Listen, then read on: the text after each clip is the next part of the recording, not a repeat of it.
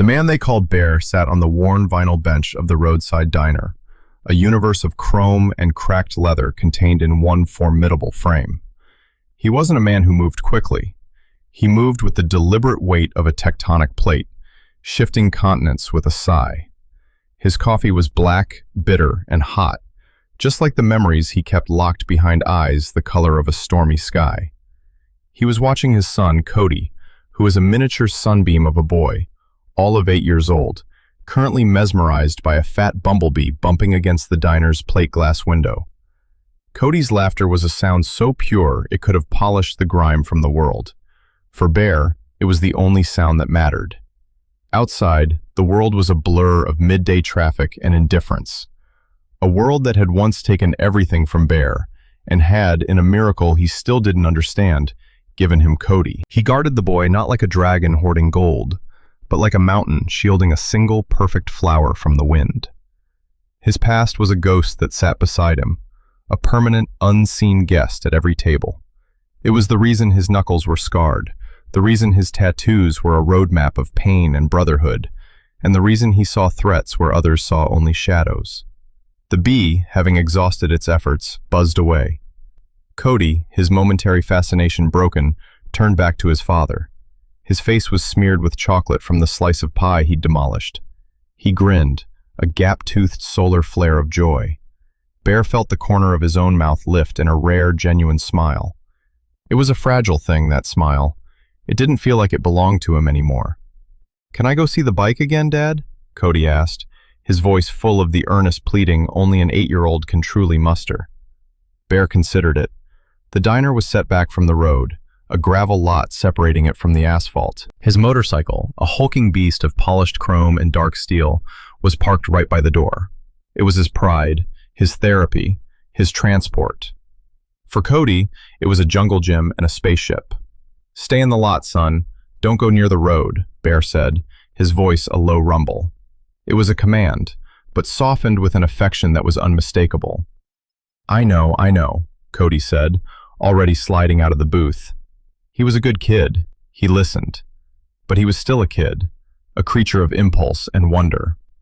Bear watched him go, his gaze tracking his son's small form until the diner door swung shut behind him. He took another sip of his coffee. The silence that descended was heavy. It was always heavy when Cody wasn't there to fill it. He was about to turn back to the window when a flicker of movement across the lot caught his eye. It wasn't Cody. It was someone else. There, near the edge of the property where the gravel met a ragged patch of grass, was another boy. This one was no sunbeam. He was a shadow. Thin to the point of being skeletal, dressed in clothes that were little more than rags, hanging off his bony frame. His hair was a matted tangle of brown, and his face was smudged with a dirt so ingrained it seemed part of his skin. He couldn't have been much older than Cody, 9, maybe 10. He moved with the furtive, twitchy caution of a stray animal, his eyes darting everywhere at once. The boy was watching Cody, not with the open curiosity of another child, but with a desperate, hungry intensity. He was a ghost haunting the edge of Bear's perfect moment, a stark reminder of the world's sharp edges. Bear's hand tightened around his mug. He felt the old instincts stir, the ones that had kept him alive in places far worse than this. He noted the way the boy flinched when a car horn blared on the highway. He noted the way he hugged his own thin arms, as if trying to hold himself together. He'd seen kids like this before, thrown away, forgotten, invisible. He tried to get the waitress's attention, to order a plate of food to go, but she was busy. He looked back outside. The boy, Leo, had taken a half step forward, then retreated, as if an invisible wall stood between him and the rest of the world.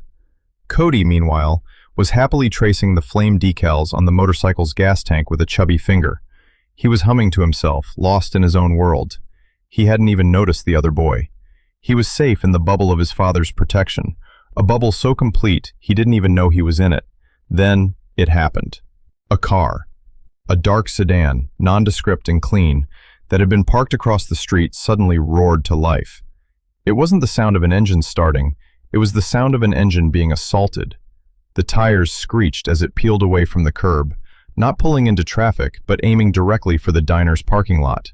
It was moving too fast, far too fast. Bear was on his feet in an instant. The coffee mug crashed to the floor, shattering. The sound was lost in the roar of the approaching engine. Time seemed to stretch and warp. The world narrowed to a tunnel. At one end, a boy in a bubble of innocence. At the other, a projectile of dark metal. And Bear, trapped behind a pane of glass, a lifetime away. He shoved the table aside, his body moving with a speed that belied his size. He was shouting Cody's name, a raw, primal sound torn from his throat. But he was too far. He was going to watch it happen again. The universe was going to take from him again. But then the shadow moved. The homeless boy, the ghost at the edge of the lot, launched himself forward. He wasn't big, he wasn't strong, but he moved with the explosive, desperate force of pure survival. He crossed the gravel in 3 frantic strides, a blur of rags and determination. He didn't shout, he didn't hesitate. He slammed into Cody with his entire body. It wasn't a gentle push, it was a tackle, a full-body shove that sent Cody tumbling backward, away from the motorcycle, away from the path of the car. Cody landed in a heap, surprised and winded, but safe. The car swerved at the last possible second, its tires screaming in protest. It hadn't been aiming for the motorcycle. It had been aiming for the small boy standing beside it.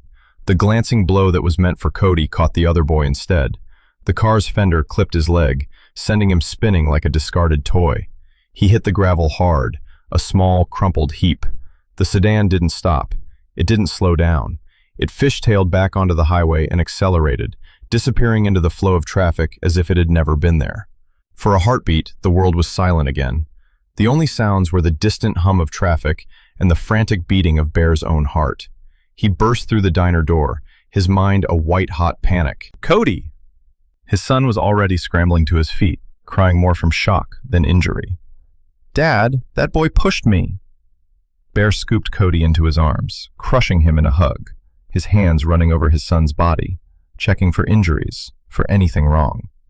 Cody was fine, scraped palms, a tear-streaked face, but he was fine. He was whole. He was alive. The relief was so immense it was dizzying, a physical force that made his knees weak. He held his son for a long moment, burying his face in the boy's hair, breathing in the scent of chocolate and childhood. Then, slowly, his focus shifted. He looked over at the other boy. The small, thin form was trying to push himself up. He was whimpering, a low, animal sound of pain. His leg was bent at an angle that was sickeningly wrong. Blood was already soaking through the fabric of his tattered jeans. People were spilling out of the diner now, drawn by the screech of tires and Bear's shout. A small crowd was forming. They were staring, pointing, murmuring. Did you see that? Came out of nowhere. Is that kid okay? But no one moved toward the injured boy. They kept their distance, a circle of curious, hesitant bystanders. He was too dirty, too ragged. He was not one of them. Bear gently set Cody down. Stay right here, he commanded, his voice tight. He walked toward the boy on the ground. As he approached, the boy flinched, scrambling backward, trying to drag his broken leg away.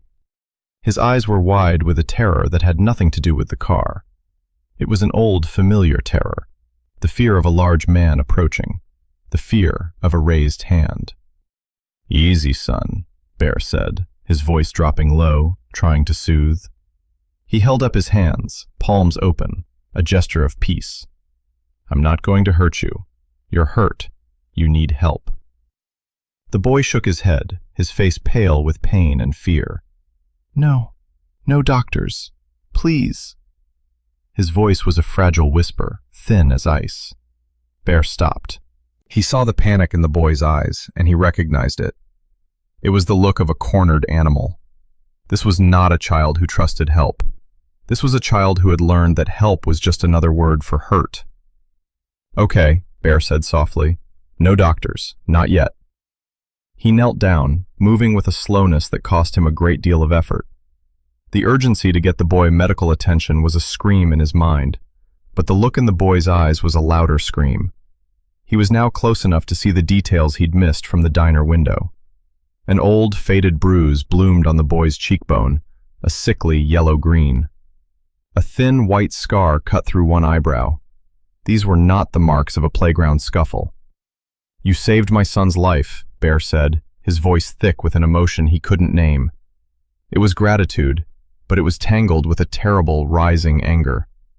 "He's my whole world. You saved him." The boy just stared, his breath coming in shallow, painful gasps. He didn't seem to understand. "My name is Bear," he said. "What's yours?" The boy hesitated, his gaze darting to the crowd of onlookers, then back to Bear. "Leo," he whispered. The name was barely audible. "Leo," Bear repeated. The name felt solid, real. It gave the small, broken ghost a place in the world. "Okay, Leo, I'm going to help you, but we can't stay here." The crowd was a problem. They were vultures, circling. The police would be here soon, and an ambulance. That would mean questions, forms, and a system that Bear knew from bitter experience would likely fail this boy as it had failed so many others. They would see a dirty street kid, a runaway, a problem to be processed. They would not see the hero who had just saved his son. Bear made a decision. It was fast, absolute, and it settled in his bones with the weight of an oath. He looked at Leo, whose eyes were starting to glaze over with pain. "Leo, I'm going to pick you up. It's going to hurt. I'm sorry. But I'm taking you somewhere safe." Leo flinched but didn't pull away this time. There was a flicker of something in his eyes. Not trust, not yet, but a sliver of desperate hope. He was too hurt to run, too tired to fight. He gave a tiny, almost imperceptible nod. Bear turned to the crowd. His expression was flat, his eyes cold stone. "Someone call 911 and tell them there was a hit and run," he said, his voice carrying easily over their murmurs. "Tell them the victim was taken by a friend for care." He didn't wait for a response. He didn't care what they thought. He turned back to Leo. "All right, son, here we go." With a gentleness that seemed impossible for a man his size, he slid one arm under Leo's shoulders and the other under his knees, being as careful as he could with the injured leg. Leo cried out, a sharp, choked sound, and his body went rigid with pain.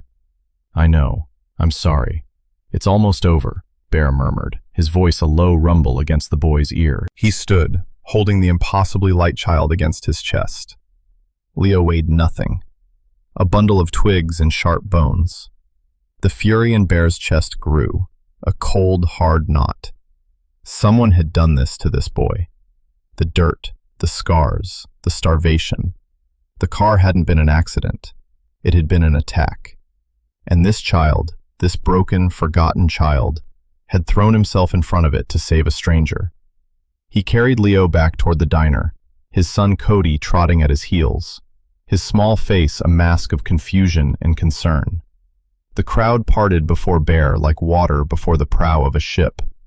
He was a terrifying sight, a giant of a man, covered in leather and ink, carrying a broken child, his face a thundercloud of righteous anger. He didn't have a plan, not yet. He had only an instinct, a roaring, protective certainty that had taken root in his soul. He would not let this boy go. He would not hand him over. The world had thrown this child away, and he, Bear, was picking him up. He walked past his motorcycle. He couldn't take Leo on that. He needed a cage of steel around them. He scanned the parking lot and his eyes landed on the diner manager's old pickup truck. He knew the man, a decent fellow named Hank. He didn't ask. He didn't have time. He walked straight to the driver's side door, Leo still cradled in his arms. He looked at Hank, who was standing there with his mouth open. "I need your keys," Bear said. It wasn't a request. Hank, to his credit, just nodded, fumbling in his pocket and handing them over. Bear carefully opened the passenger door and laid Leo down on the bench seat, propping him up as gently as he could.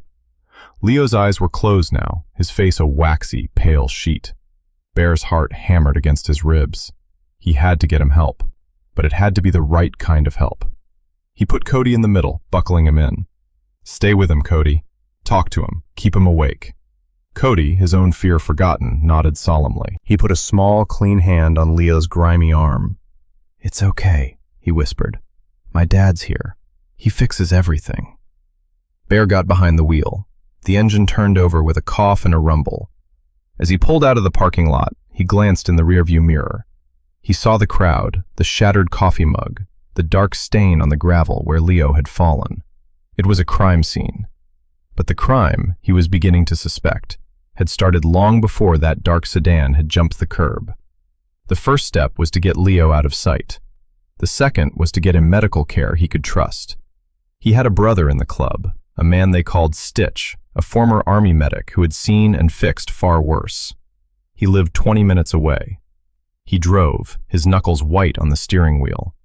Beside him, he could hear Cody's small, piping voice, telling Leo about his favorite cartoons, about the fat bumblebee, about his dad's bike. He was a lifeline of sound in the suffocating silence of Leo's pain. Bear listened to his son, and he looked at the unconscious boy beside him, and he made a silent promise.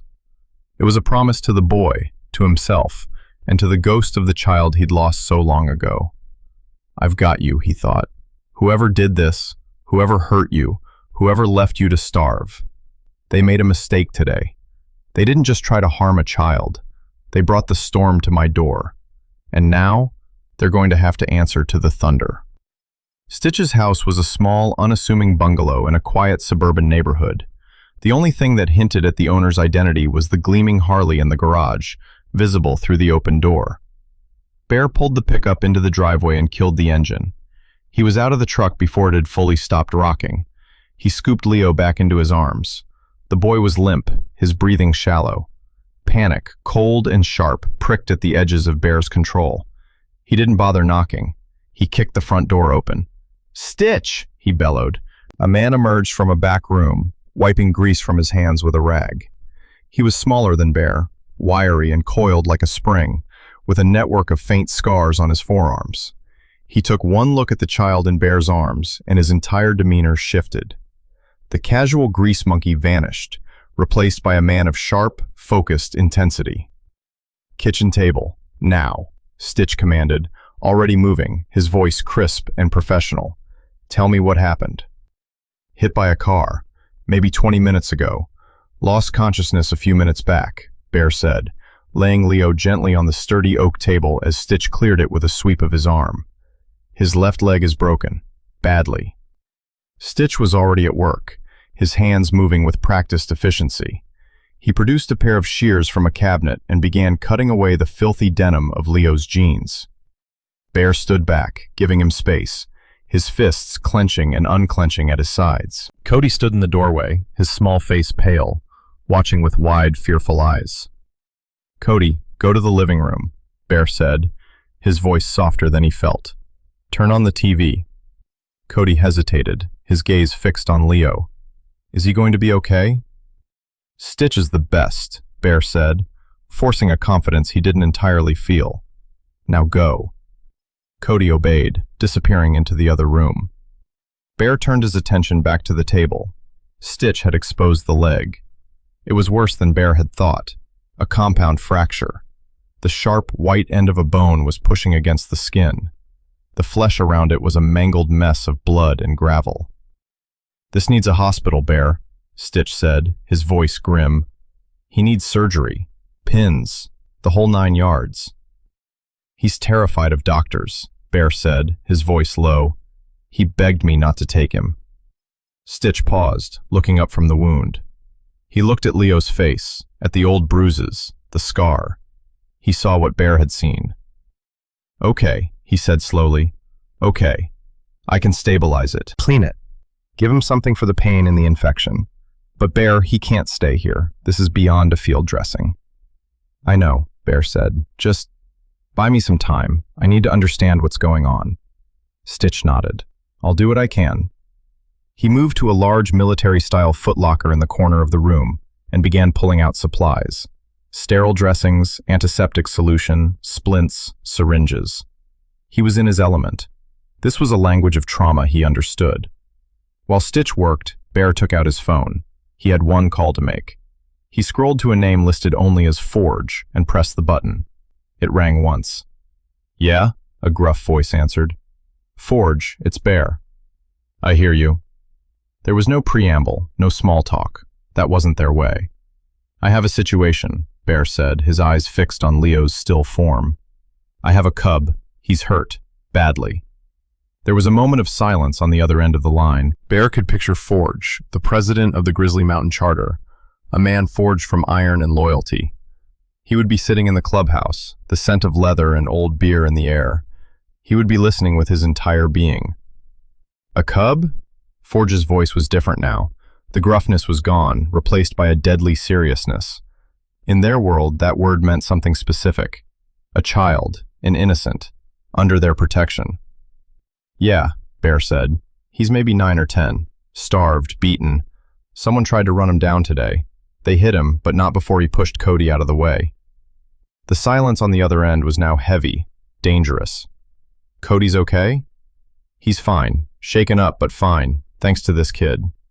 Where are you? Forge asked. Stitch's place. The cub's name is Leo. His leg is broken.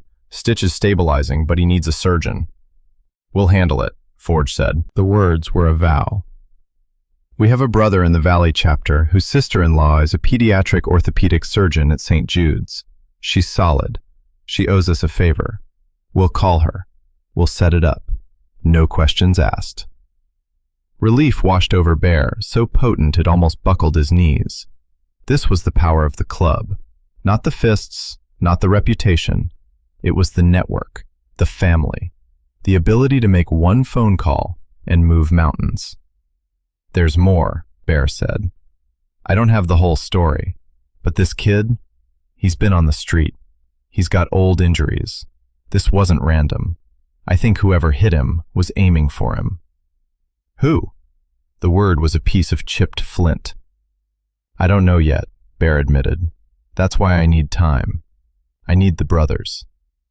The den is open, Forge said. Bring the cub to the clubhouse when Stitch is done.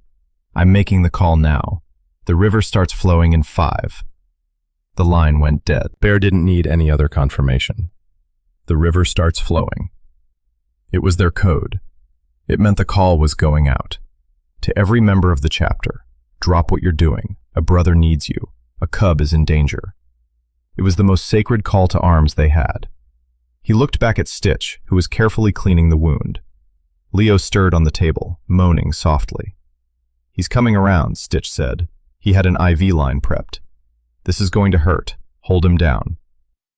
Bear moved to the table, placing his large, gentle hands on Leo's thin shoulders. It's okay, Leo, he murmured. We're helping you. Just hold on. Leo's eyes fluttered open. They were clouded with pain, but there was a flicker of recognition. He saw Bear's face leaning over him, and his body, which had tensed to fight, relaxed by a fraction.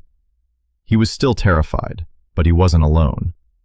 Stitch worked quickly, setting the bone with a sickening crunch that made Bear's stomach turn. Leo screamed, a thin, raw sound that was swallowed by the room. Bear just held him, absorbing the tremors, whispering words of reassurance he wasn't sure the boy could even hear. It's done, Stitch said, breathing heavily. He was already applying the splint, his movements sure and swift. I've given him a broad-spectrum antibiotic and a hell of a dose of morphine. He'll be out again in a minute. The pain is gone. As if on cue, Leo's body went limp, his head lolling to the side. His breathing evened out, deepening into a drugged sleep. Thank you, brother, Bear said, his voice hoarse. It's what we do, Stitch said, already cleaning his tools. Now get him to the clubhouse. Forge called. Said you needed a safe place to land. Bear nodded. He gathered the small, sleeping boy back into his arms. He felt different now, lighter yet more solid. The raw panic was gone, replaced by a cold, clear purpose. The promise he'd made was no longer a silent, internal vow. He had spoken it to Forge. He had mobilized the entire chapter. The promise was now a living thing, with teeth. He carried Leo back out to the truck, where Cody was waiting, his face pressed against the glass. Bear settled Leo in the back seat this time, laying him flat. He got in, started the engine, and pulled out of the driveway, heading for the highway that led into the mountains, toward the isolated property that served as their sanctuary. As he drove, he started to see them. At first, it was just one, a single headlight in his rearview mirror, a familiar-looking Road King that belonged to a brother named Tank. Then another joined it, and another. They pulled out from side roads, from gas stations, from the on-ramps. They didn't tailgate. They didn't crowd him. They simply fell into formation behind him. A vanguard, a rear guard, flankers. It was the river, a river of steel and leather and loyalty, flowing down the highway, a silent, powerful escort. Each bike was a promise. Each rider was a shield. They were rolling thunder, a storm gathering on the horizon. And they were all rolling for one small, broken boy sleeping in the back of a beat-up pickup truck. Bear watched them in his mirror, and for the first time in a very long time, he felt the corners of his mouth lift into a smile that was not fragile at all. It was a predator's smile. It was the smile of a man who knew he was no longer the one being hunted. He was the one doing the hunting now, and he had his pack with him. The Grizzly Mountain Clubhouse wasn't a building so much as a fortress. Tucked away on a sprawling plot of land deep in the wooded hills, it was a long, low structure made of stone and thick timber, surrounded by a high chain-link fence. It was a place built for privacy and defense. To outsiders, it was intimidating. To the brothers, it was home. To Leo, Bear hoped, it would be a sanctuary. The convoy of motorcycles followed Bear's truck through the main gate, the sound of dozens of engines rumbling in unison, a chorus of controlled power. Men were already waiting in the yard. Forge stood at the center of them, a mountain of a man with a graying beard and arms like tree trunks. His face was unreadable, but his eyes, sharp and intelligent, missed nothing. As Bear pulled to a stop, the other bikes fanned out, their engines cutting off one by one, replaced by the soft crunch of boots on gravel. A brother Bear knew as Glitch, a wiry man with a knack for all things digital, opened the truck door for him. Bear carefully lifted the sleeping form of Leo from the back seat. The boy was a dead weight in his arms, lost in the morphine-induced slumber Stitch had given him. Forge approached, his heavy boots making no sound. He looked at the child in Bear's arms, his gaze taking in the pale face, the dirty clothes, the expertly applied splint on his leg. His expression hardened, the lines around his eyes deepening. "Stitch did good work," Forge said, his voice a low growl. "He always does," Bear replied. "The surgeon is on standby," Forge continued, falling into step beside Bear as they walked toward the clubhouse door. "Her name is Dr. Albright. She's cleared her evening schedule. We take him to the back entrance of the hospital at 10 p.m. She'll handle the rest. No paperwork until after he's stable. She understands the situation." "Good. We have the Cubs' room ready," Forge said, nodding toward a door at the far end of the clubhouse's main room. It was a small, private chamber usually reserved for visiting chapter presidents or brothers in serious trouble. "Clean sheets, quiet. No one goes in but you." Bear carried Leo inside. The main room of the clubhouse was vast, filled with the smell of leather, stale beer, and wood smoke from the massive stone fireplace. Dozens of men, all wearing the same leather vest, the cut, with the snarling grizzly bear patch on the back, stood silently. They watched him pass, their faces grim. They were loggers, mechanics, veterans, electricians. They were fathers, brothers, sons. And right now, they were an army. Each man nodded as Bear passed, a small, respectful dip of the chin. It was a pledge of allegiance, not to Bear, but to the child he carried. He laid Leo down on the bed in the small, quiet room. He gently pulled a clean blanket over the boy's thin frame. Cody, who had been trailing him like a small shadow, peeked into the room. "Is this where he's going to live now?" Cody asked in a whisper. "For a little while," Bear said, stroking a stray lock of matted hair from Leo's forehead. "He's safe here." He left Cody to stand vigil by the door and went back into the main room, closing the door softly behind him. Forge was waiting for him at a large, heavy table, a map spread out under a single dangling light bulb. The other key members of the chapter were gathered around it.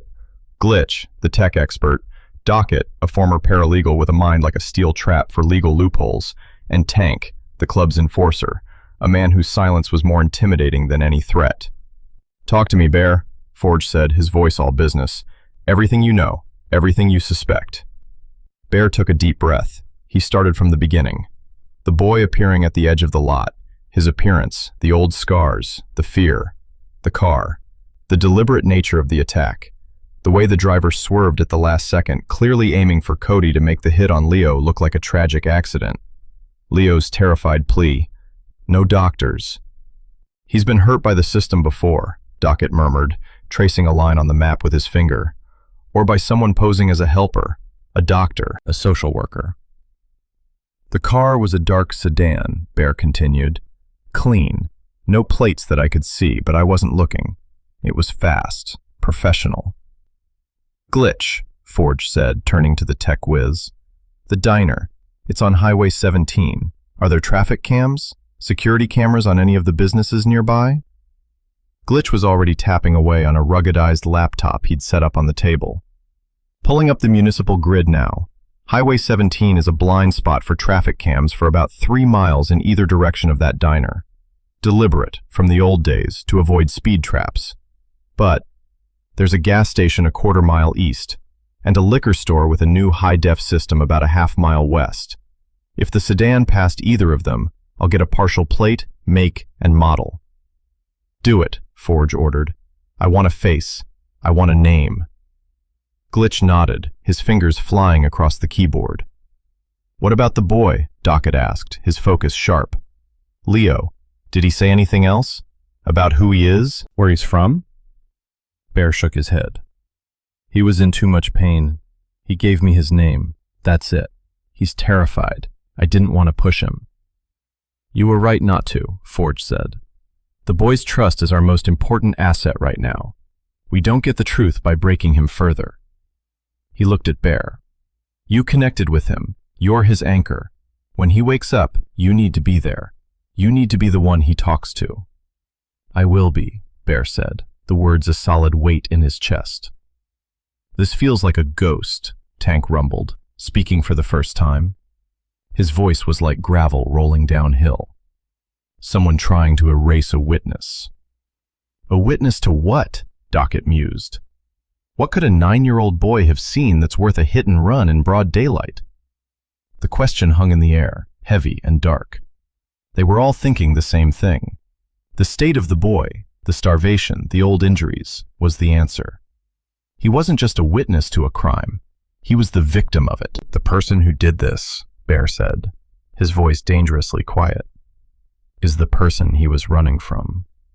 The hit and run wasn't just about silencing him. It was about getting him back, dead or alive. If he's taken to a hospital, his name goes in a system. His guardian gets a call. Forge's eyes narrowed. The guardian. And if the guardian is the monster the boy is running from, Dockett let the sentence hang, unfinished. The room was silent for a long moment as the chilling logic settled. The attack wasn't just an attempt to kill Leo. It was a calculated move by his abuser. If Leo died, the problem was solved. If he was injured and taken to a hospital, the abuser would be notified and could swoop in, playing the part of the concerned guardian, regaining control and finishing the job later.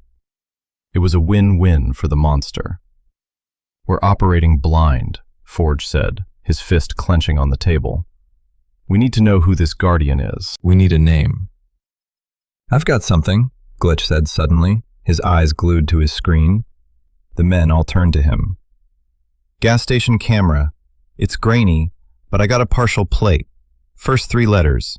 Kilo Juliet Papa. And the make. It's a late model Lincoln Town Car. Black. Cross-reference it, Forge commanded. DMV records. Look for Lincolns with that partial plate registered in the Tri-County area. Already on it, Glitch said. But that's a big data pull. It'll take time. There's something else. The liquor store camera, half a mile the other way. He must have circled around. I got a clearer shot. Not the plate, the driver. He turned the laptop around. The image was pixelated, taken through a dirty window, but it was unmistakable. A man behind the wheel. He was wearing sunglasses and a baseball cap, his face mostly obscured. But you could see his jawline, the set of his mouth. He was well dressed, a collared shirt. He looked respectable. He looked like a pillar of the community. It's not enough for an ID, Glitch said, frustrated. It's just a shadow. Bear stared at the image. He felt a cold dread creep up his spine. It was the banality of it. The monster wasn't some hulking brute. He was a man who could be your neighbor, your doctor, your banker. He was hiding in plain sight. "Okay," Forge said, taking back control. "New plan. We can't move on the driver until we have a positive ID, which means we need Leo. We protect him, we get him healed, and then, when he's ready, he tells us who this is." He tapped the blurry face on the screen. "And in the meantime?" Tank asked. "In the meantime, we become ghosts," Forge said, his eyes sweeping over the men in the room. "We have a description of the car. We have a partial plate. Every brother in this chapter becomes a spotter. You're on the road, you're at work, you're getting gas. You keep your eyes open. No one engages. No one acts. You see that car? You call me. Instantly. We track it. We learn its habits. We learn where it sleeps at night." He turned to Docket. "Legally, what's our position?" "Precarious," Docket said bluntly. "We're harboring a minor who is likely a ward of the state or under legal guardianship. We're obstructing a police investigation technically. If we get this wrong, they could throw the book at us. Kidnapping charges aren't out of the question." A low murmur went through the room.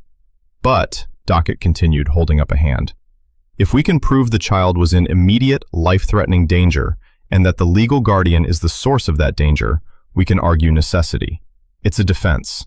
A risky one, but it's a defense. The key is evidence. We need irrefutable proof." "Then we get it," Forge said simply. "Glitch, you're not just looking for a car, you're digging for a ghost. A missing kid named Leo. Check school records, social services, police reports for runaways. Anything in the last few months. Cross-reference with known child abuse cases. Find the digital breadcrumbs. They're always there." "On it," Glitch said, his focus already back on his keyboard.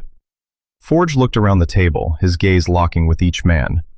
"This is a level 0 operation. Absolute secrecy. Nothing leaves this room. Nothing goes over the phone unless it's coded. The world doesn't know we have this boy. The police don't know. And most importantly, the man in that car doesn't know." He paused, letting the weight of his words sink in. "He thinks he got away with it. He thinks the boy is either dead on the side of the road or lost in the system where he can be found and reclaimed. He thinks he's safe. We're going to let him think that. We're going to let him get comfortable in his respectable life. And while he sleeps soundly, we're going to be out here, in the dark, pulling on every thread until his whole world unravels." He stood up, his massive frame seeming to fill the room. "Bear," he said, "your job is the most important. Stay with the boy. Be the wall that doesn't move. Be the one thing in his life he can count on. The rest of us, we'll handle the monster." The hours that followed were a blur of quiet, purposeful activity. The clubhouse, usually a place of loud camaraderie, was now a silent command center. Men spoke in low voices, moving with a discipline that spoke of their shared military pasts. A schedule was drawn up for the hospital run. A perimeter watch was established around the clubhouse property.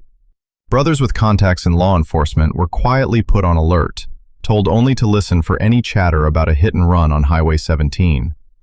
Bear sat in a chair beside the bed where Leo slept.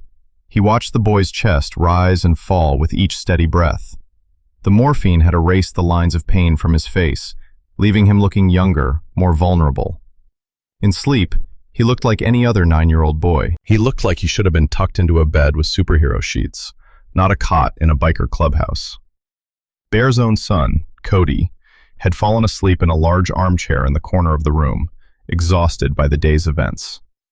Looking at the two of them, the protected and the protector, Bear felt that cold knot of anger in his chest tighten into something sharp and hard as a diamond.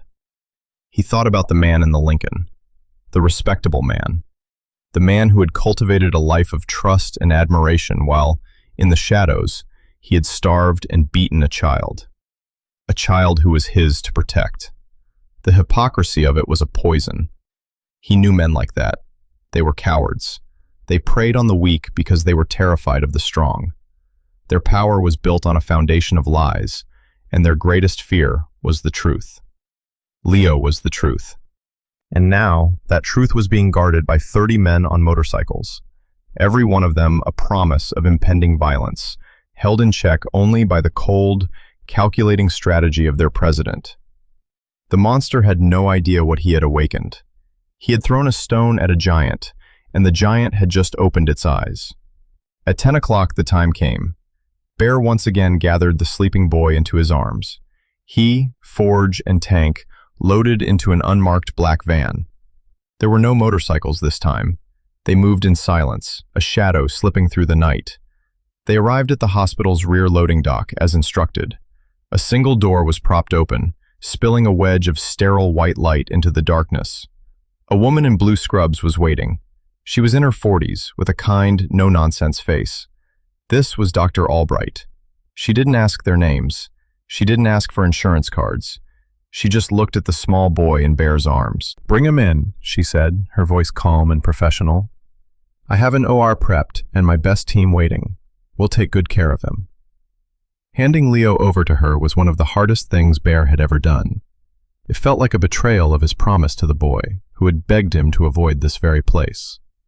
But he looked into the doctor's eyes and saw not the cold indifference of a bureaucracy, but the focused compassion of a healer.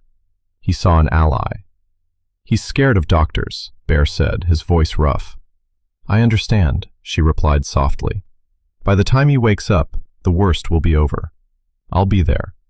And I'll tell him a friend named Bear is waiting for him right outside." He nodded, unable to speak. He watched them wheel Leo away on a gurney, down a long white corridor, until he disappeared through a set of double doors. Forge put a heavy hand on his shoulder. "She's good people, Bear. She's one of us now." They waited. For 3 hours, they sat in a sterile, empty waiting room, the silence broken only by the hum of a vending machine. Forge and Tank were stoic, patient. Bear felt like a caged animal. He paced the floor, the image of that black Lincoln seared into his mind. Finally, Dr. Albright emerged. She had taken off her surgical mask. She looked tired, but she was smiling faintly. "He's in recovery," she said. "The surgery went perfectly. He's a tough little guy. The fracture was clean, and we were able to set it with a rod and a few screws.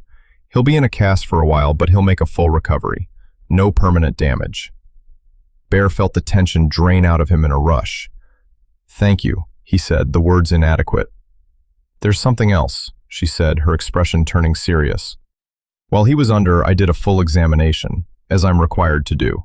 He's severely malnourished. Multiple healed fractures on his ribs and left wrist. Significant bruising and various stages of healing. I documented everything, photos, x-rays. This is chronic, severe abuse, going back at least a year, probably longer." She handed Bear a sealed envelope. "This is a copy of my report. It's unofficial, for your eyes only. The official one will have to be filed, but I can delay it for 48 hours. That's all the time I can give you before my legal obligation kicks in." "It's more than enough," Forge said, taking the envelope. "When he wakes up," the doctor added, "he's going to be disoriented and in some pain. He needs a friendly face." She looked directly at Bear. Bear nodded. "I'm not leaving his side." Leo woke to a world of white. White ceilings, white sheets, a dull, throbbing ache in his leg.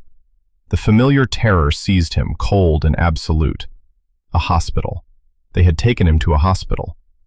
He tried to sit up, his heart hammering, a scream building in his throat. "Easy, son. You're safe." The voice. The low, rumbling voice. He turned his head. Bear was sitting in a chair beside the bed. He wasn't in his leather cut. He was just wearing a plain black t-shirt. He looked huge and solid, a mountain of reassuring presence in the sterile white room. Leo's panic subsided, replaced by a wave of confusion. "Where?" "You're in a hospital," Bear said calmly. "Your leg was broken badly. A good doctor fixed it. She's a friend. No one else knows you're here. Just us." Leo stared at him, his mind struggling through the fog of anesthesia.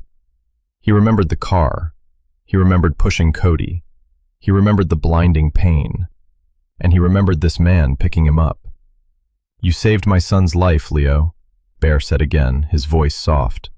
"I will never forget that. Now we're going to help you. But to do that, you have to do the hardest thing in the world. You have to trust me. You have to tell me the truth." Leo looked down at the thick cast on his leg. He felt the clean sheets against his skin. He didn't hurt. The gnawing hunger in his belly was gone. For the first time in as long as he could remember, he wasn't cold, or scared, or in pain. Tears welled in his eyes. They weren't tears of pain or fear. They were tears of exhaustion. The exhaustion of a small soldier who had been fighting a war all by himself for far too long. "He'll find me," Leo whispered, the words trembling. "He always finds me." "Who, Leo?" Bear asked gently. "Who will find you?" Leo squeezed his eyes shut. To say the name was to give the monster power. It was the ultimate taboo. But the man beside him wasn't leaving. He was a wall that didn't move. "My uncle," Leo whispered, the name a poison on his tongue. "Mr. Sterling." Glitch sat in the humming server room of the clubhouse, a halo of blue light from his multiple monitors illuminating his face. He had the name, Leo Sterling. It had taken him hours of cross-referencing missing child reports that were never filed, school truancy records that were ignored, and social services inquiries that went cold. But he had found him. Leo's parents had died in a car accident 2 years ago. His sole surviving relative, his legal guardian, was his maternal uncle, a man named Arthur Sterling.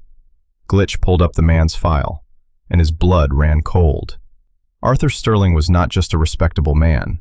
He was a paragon of the community. He sat on the board of 3 different children's charities. He was a major donor to the Police Benevolent Fund. He was a celebrated local businessman who had recently been named Man of the Year by the Chamber of Commerce. His photograph was on the front page of the local newspaper's website. A handsome, smiling man in his late 40s with a kind face and warm eyes. It was the man from the liquor store camera. Glitch picked up the phone and made the call. In the hospital room, Bear listened as Leo's story came out in a torrent of whispered, broken sentences. The story of an uncle who was all smiles and charity in public, and a monster behind closed doors. The story of the inheritance his parents had left for him, an inheritance Arthur had systematically drained to fund his lavish lifestyle and failing businesses. The story of being locked in his room for days, of being given just enough food to survive, of beatings for imagined slights. He told Bear about the first time he had tried to run away. He had told a police officer who had listened patiently and then driven him right back home, handing him over to a smiling, concerned Uncle Arthur. The punishment that had followed had been terrible. He had learned his lesson. The system didn't help. The system worked for his uncle. He told Bear about the last straw. He had overheard his uncle on the phone talking to someone about his debts, talking about Leo's life insurance policy, a new one, recently taken out, talking about how a tragic accident would solve all his problems. That's when Leo had run for the last time. He had been living on the streets for 3 weeks, surviving on scraps, hiding, always terrified of being found. "I saw you at the diner," Leo whispered, his gaze fixed on the blanket. "I saw your son. He looked happy. I was going to ask you for help. I was trying to get the nerve up. Then I saw my uncle's car across the street. He must have been looking for me. He saw me looking at you. He saw me talking to your son earlier, asking him the time. He thought I was telling you." The final piece of the puzzle clicked into place. Sterling hadn't been trying to kill Leo to silence him about the past abuse. He had been trying to kill him to stop him from talking in the present. And he was willing to kill another child, an innocent bystander, to make it look like an accident. Bear's phone buzzed. It was a text from Forge. "We have a name, Arthur Sterling. He's the one. Glitch has proof he's been draining the kid's trust fund. The monster has a face." Bear looked at the text, then at the small, fragile boy in the hospital bed. The cold diamond of anger in his chest had a name now. Arthur Sterling. "Leo," Bear said, his voice a low, steady rumble. "Your uncle is never going to hurt you again. I promise." The next 48 hours were a masterclass in strategic precision. With a name and a face, the Grizzlies moved from defense to offense. Glitch, working with a speed and ferocity that was breathtaking, dove into Arthur Sterling's digital life. He uncovered a mountain of evidence. Bank transfers from Leo's trust fund into Sterling's failing business accounts. Emails to his insurance broker, increasing the payout on Leo's life insurance policy. Geolocation data from his phone that placed him on Highway 17 at the exact time of the hit and run. It was a slam dunk, a mountain of irrefutable proof. Docket took the digital file, compiled by Glitch, and combined it with Dr. Albright's medical report. He packaged it all into a neat, undeniable narrative of greed, abuse, and attempted murder. But Forge knew it wasn't enough to just hand it to the police. The last time the system had a chance, it had failed Leo. It had handed him back to his tormentor. Sterling was connected. He had friends in high places, friends he had bought with his stolen money. They couldn't risk him talking his way out of it, not even for a minute. They needed to control the narrative. They needed to make the arrest so public, so absolute, that no one could sweep it under the rug. The plan was set. The trap was laid. It was 2 days after the hit and run. Arthur Sterling was scheduled to give the keynote speech at a major charity fundraiser gala. It was the centerpiece of his public persona, the philanthropist, the child advocate. It was the perfect stage for his unmasking. That evening, the river flowed again. But this time, it was silent. The members of the Grizzly Mountain chapter, along with brothers from 3 neighboring chapters, converged on the downtown hotel where the gala was being held. They didn't wear their cuts. They wore plain, dark clothing. They were not a biker gang. They were a crowd of concerned citizens. They didn't block the entrance. They didn't make a sound. They simply lined the street on both sides of the hotel's grand entrance. 200 men standing shoulder to shoulder, their arms crossed, their faces grim and silent. They formed a gauntlet of silent judgment.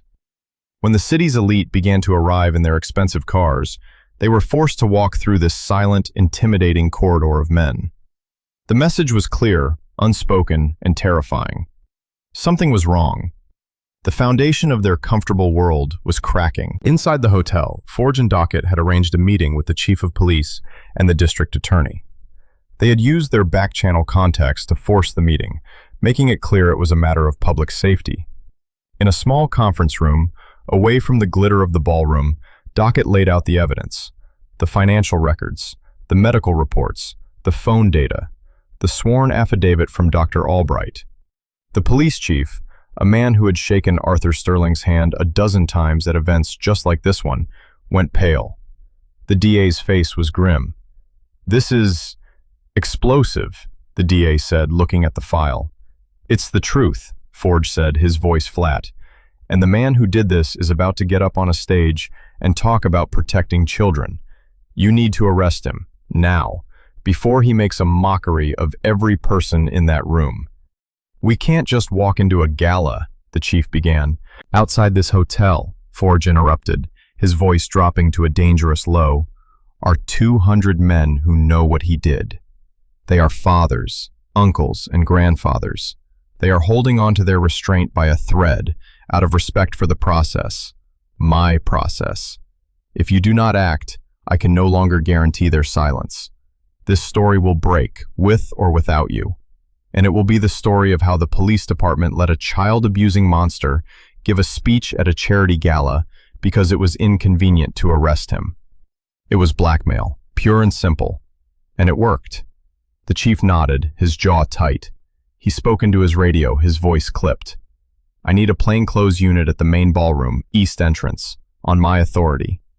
In the ballroom, Arthur Sterling was at the podium. He was charming, eloquent, bathed in the warm glow of the stage lights. He was talking about the sacred trust we place in those who care for our children. "It is our duty," he said, his voice ringing with false sincerity, "to be a shield for the innocent, a voice for the voiceless." He never got to finish the sentence.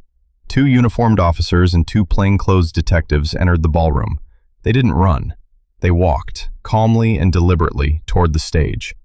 The crowd murmured, confused. Arthur Sterling faltered. He saw the officers approaching. For a split second, his mask of charming philanthropy slipped. A flicker of pure animal panic crossed his face. He knew.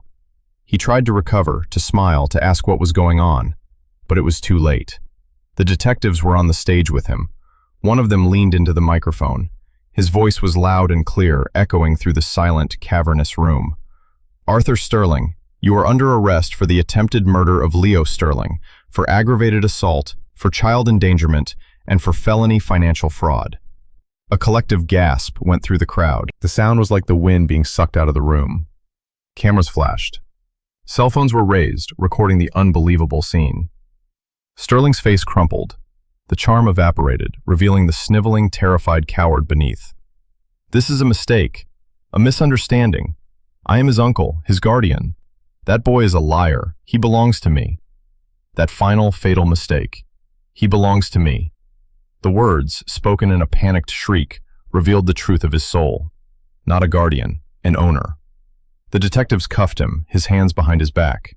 The clicks of the handcuffs were like gunshots in the silent room. They led him off the stage, past the stunned faces of the people who had admired him, who had given him their money and their trust. His empire of lies had crumbled to dust in 30 seconds. Outside, as he was led through the gauntlet of silent men, he looked at their faces. He saw no anger, no hatred. He saw something far worse. He saw cold, absolute contempt. He saw the faces of 200 judges who had already passed their sentence. Bear stood at the back of the crowd, unseen. He watched them put Sterling in the back of a police car. He didn't feel triumph. He didn't feel joy. He felt a quiet, profound sense of rightness. A debt had been paid. A promise had been kept. He turned and walked away. He had somewhere more important to be. Back at the hospital, Leo was sitting up in bed, watching a cartoon on the small television. He had a new set of clothes, bought by one of the brothers' wives. His hair was clean. The haunted, feral look in his eyes was gone, replaced by a quiet watchfulness. When Bear walked in, Leo muted the TV. "Is it over?" he asked, his voice small. "It's over," Bear said, pulling the chair up to the bed. "He can't ever hurt you again." Leo was silent for a long time, looking down at his hands. "What happens now?" he asked. It was the question that had been weighing on Bear's mind. What did happen now? The system would take over. Foster care, group homes, a new set of potential dangers. Bear looked at this small, brave boy who had saved his own son. The boy who had endured the unthinkable and still had the strength to trust a stranger. "Now," Bear said, his voice thick with an emotion he no longer tried to hide. "You have a choice. There are official people who will want to find you a place to live. Or, you could come live with me and Cody. Our house is small, but it's safe, and the clubhouse is full of about 30 of the loudest, ugliest, most overprotective uncles you'll ever meet." Leo looked up, his eyes wide. He looked at Bear's rugged, scarred face, at the tattoos that covered his arms. He looked at the man who had been a wall for him. For the first time since Bear had met him, Leo smiled. It was a small, hesitant thing, like a flower pushing its way through concrete, but it was real. "Okay," he whispered. 1 year later, the backyard of Bear's small house was filled with the sound of laughter and the smell of barbecue. A banner that read, "Happy 11th birthday, Leo," was strung between 2 trees. Nearly the entire Grizzly Mountain chapter was there, a chaotic, loving mob of leather and denim. Leo, no longer a ghost of a boy, but a healthy, vibrant kid with a slight limp that was fading every day, was at the center of it all.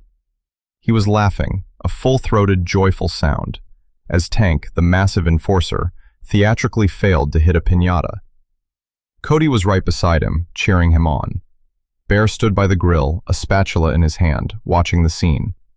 His wife, Sarah, a warm, kind woman who had welcomed Leo with open arms, came and stood beside him, wrapping an arm around his waist. "Look at him," she said softly. Bear looked. He saw Leo tear open a present from Glitch, revealing a brand new high-tech laptop. He saw Forge ruffle the boy's hair, slipping him a crisp $100 bill. He saw Dockett explaining, with a grin, that Arthur Sterling had been sentenced to 30 years to life, with no possibility of parole, and that every last cent of the stolen inheritance had been recovered and placed in a new, ironclad trust. He saw a boy who was safe, a boy who was loved, a boy who was home.